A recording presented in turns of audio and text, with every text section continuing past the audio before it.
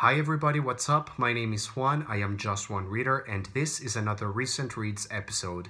Today I will be discussing books numbers 18, 19, and 20 that I have read so far in 2018.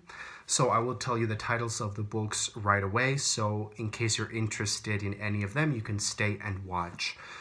Firstly, The Lady Macbeth of the Mzinsk District by Nikolai Leskov, followed by A Tale for the Time Being by Rido Zeki, and finally SlaughterhouseFive by Kurt Vonnegut. So if you're interested in any of them, stay and watch, and if you're not, just go and do something else.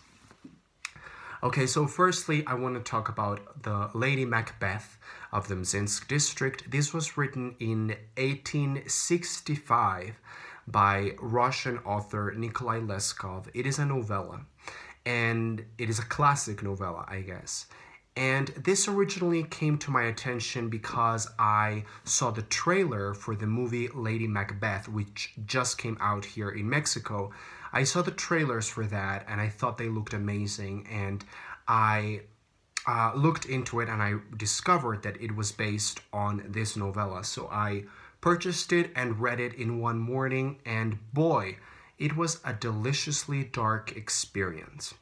Now, I have already posted a separate review for this book, so I highly recommend that you go and check that one out in case you want to know more detail. In here, all I'm going to say about this story is that it is about a woman who decides to take matters into her own hands.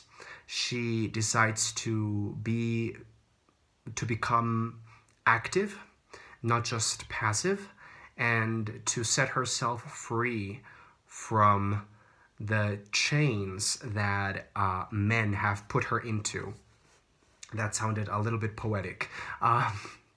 But yeah, this is about this woman who does the unexpected. This is a tragedy, and you know that it's a tragedy from the very first opening lines of the novella. I thought this was, like I said before, very dark, very tragic, very violent, and delicious. And I loved it. I loved it. I loved it. I loved it. I gave it 4 stars.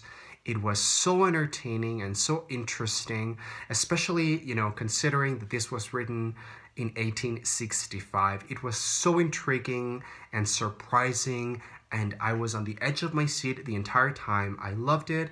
The adaptation, Lady Macbeth, that I just saw was equally good. There were some differences between the book and the movie, but I liked both of them.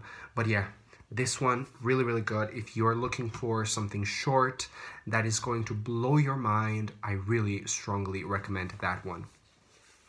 Then after that, I read A Tale for the Time Being by Rido Zeki. This was a finalist for the Man Booker Prize in 2013. And something that the Man Booker Prize really likes is when a book plays with the form, with the structure of the novel. And this definitely does that, I think. This is the story. So it has kind of 2 narratives that are separate narratives, but they are kind of connected. They connect and touch in certain moments. Basically, we are following the story of Ruth. She is a writer who is living in Canada, and one day she's walking down the beach and she finds in the sand, hidden in the sand, a lunchbox that has been washed ashore from Japan. And inside this lunchbox, she finds a diary and a bunch of letters and some documents. And it is through those documents and that diary that she starts to discover the story of Now, who is a teenager girl who lived in Japan.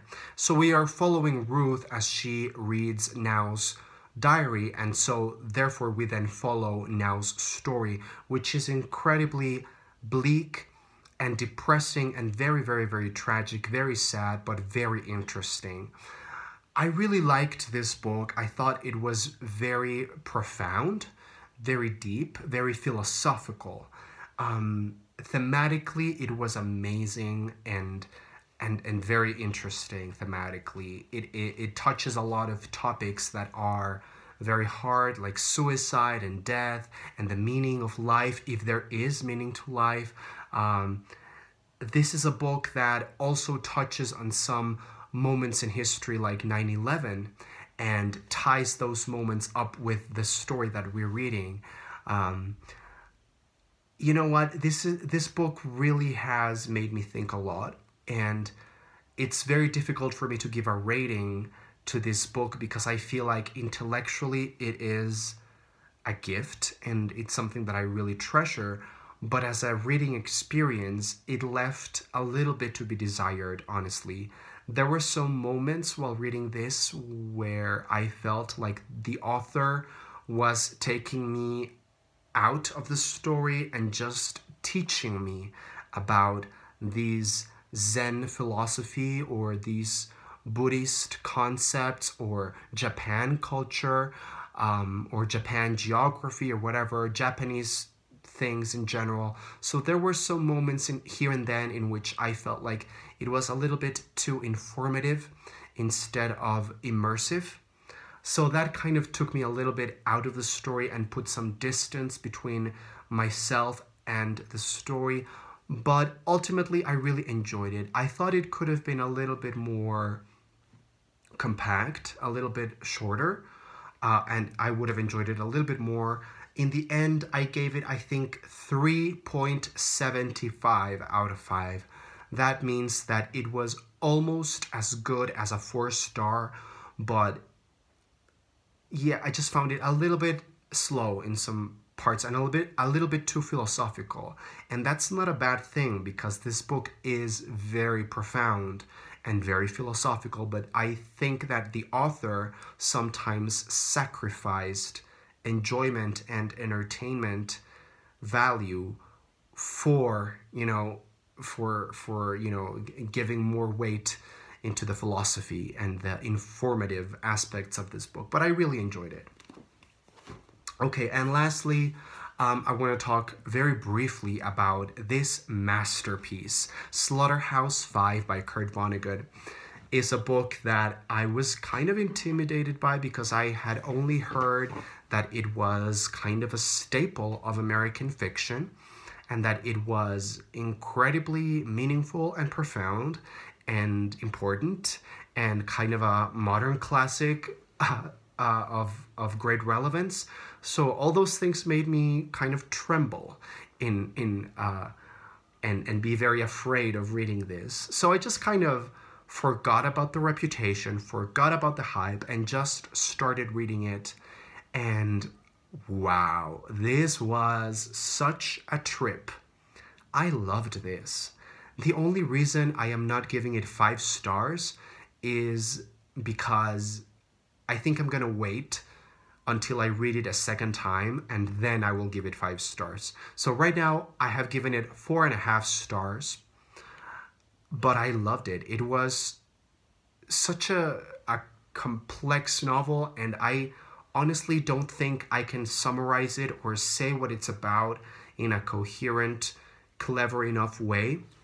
So I'm not going to try to do that. I'm just going to say that you should try and read this. If you haven't read it, you should try and read it because this is a very important novel. It's probably one of the best novels that I've ever read.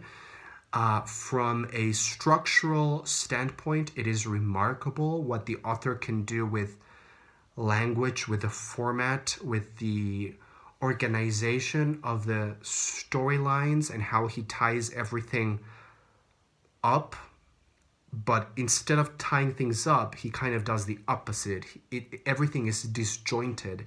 Everything feels shattered, like a glass or a window that's been shattered, and there's just fragments, bits and pieces here and there of story. And it's a very schizophrenic type of narrative, which I really enjoyed. It was a very illuminating book, and also it was very enjoyable. It is incredibly sad and tragic. The subject matter is, well, of course, it's a story about war and what war and violence can do to humanity, or rather what inhumanity can do to the psyche, to the human mind and the human condition, and how they affect everybody, and how war just destroys. It's beautiful. It's a beautiful, beautiful, perfect kind of novel.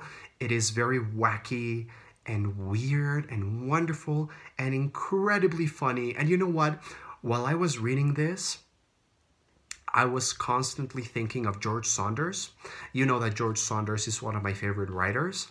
And while I was reading this, I started to think, man, I think Kurt Vonnegut must have been a great influence for George Saunders and writers who write in this way. Very sarcastic humor, very dark humor about the most violent and the darkest subject matter possible.